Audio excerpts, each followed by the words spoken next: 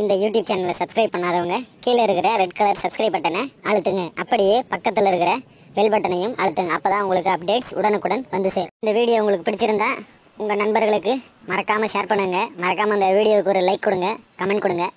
இந்த வீடியோ கண்டுகளித்த அன்புள்ளங்களுக்கு நன்றி.